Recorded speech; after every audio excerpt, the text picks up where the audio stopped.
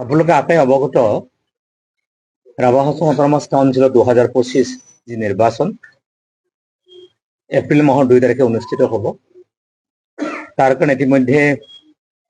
বিভিন্ন ৰাজনৈতিক দলসমূহে ইয়াৰ কুচকাচ আৰম্ভ কৰিছে আৰু সেই একেই ধৰণে আমি যৌথ সংগ্ৰাম সমিতি আৰু ভাৰতীয় জনতা পাৰ্টিৰ লগত চিট বুজাবুজি হোৱাৰ সংক্ৰান্ত খবৰটো আপোনালোকে ইতিমধ্যে জানে। সেই সূত্ৰে ভাৰতীয় জনতা পাৰ্টিৰ পক্ষলৈকে 6টা সমষ্টি আছিল আৰু আমাৰ ৰাভা হাছং যৌথ সংগ্ৰাম সমিতিৰ পক্ষত 30টা সমষ্টি আছে।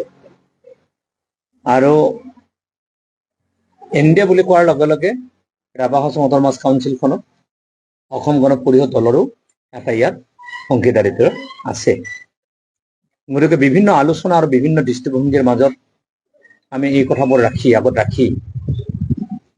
আমি ৰাভা হাছং যৌথ সংগ্ৰাম সমিতি তৰফৰ পৰা যদিও 30টা পৰিষদীয় সমষ্টিত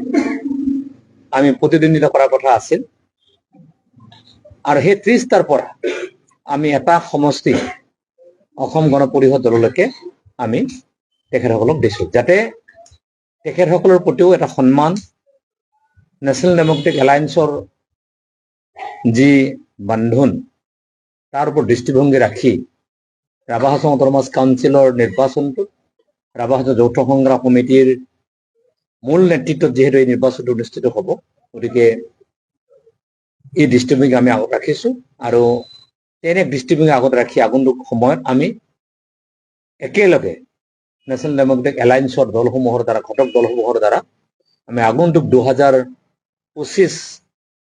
2 এপ্ৰিল অনুষ্ঠিত হ'বলগীয়া ৰাভা হাছং কাউন্সিল নিৰ্বাচনত আমি প্ৰতিদিন আগবঢ়াম। ৰাইজৰ সহযোগিতা আমি কামনা কৰিম আৰু আমি ৰাভা হাছং যৌথ সংগ্ৰাম সমিতিৰ তৰফৰ পৰা আমি যি 29টা সমষ্টিত পৰিষদীয় সমষ্টিত যি কেণ্ডিডেট আমি থিৰাং কৰিছোঁ, আমাৰ ডিচিশ্যন মেকিং কমিটি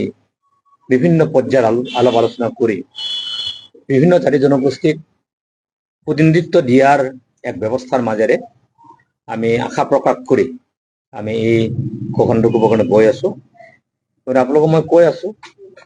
1 নং ধূপধৰা আন ৰিজাৰ্ভ অনাৰী চৰকাৰ, 2 নং ধনুভং 3 নং ধনুভঙা ST সমষ্টি, তাত ফণীন্দ্ৰ ৰাভা, 4 নং ৰংলি ST উমেন মণিদীপা ৰাভা, 5 নং কোচদুৱা দৰংগিৰি ST হিতেশ ৰাভা পাটগিৰি, 6 নং নৰ্থ দুধনৈ আন ৰিজাৰ্ভ উমেন উজ্জ্বলা ব্ৰহ্ম, 7 নং দুধনৈ সমষ্টি পংকজৰ ৰাভা, 8 নং বান্দাৰচি ST সমষ্টিত ডিমান নিথা মাৰাক, 9 নং মাজাখালী সমষ্টিত প্ৰবোধ কলিতা, 10 নং চালপৰা সমষ্টিত অলকা ৰাভা, হাবৰাঘাট সমষ্টিত প্ৰতাপ ৰাভা, 12 নং ডিমাখালী সমষ্টিত জীৱন ৰাভা, পূবজগৰ ST উমেনত ভোলাইবালা ৰাভা, 14 নং জিনাৰে ST সমষ্টিত দেৱান মমিন, 16 নং দ্বাৰকা ST সমষ্টিত হৰিশ্চন্দ্ৰ ৰাভা, বৰ্ধমান কল্যাণপুৰৰ লেগেন ৰাভা, 18 নং দাৰিদ্ৰী সমষ্টিত জোনালী ৰাভা, দোদান সমষ্টিত দিবাকৰ ৰাভা, জাৰিয়াৰ সমষ্টিত অশোক কুমাৰ ৰাভা, 23 নং কলিয়া সমষ্টিত নগমন স্বৰ্গীয়াৰী, 24 নং লক্ষী সমষ্টিত তিলোত্তমা ৰাভা,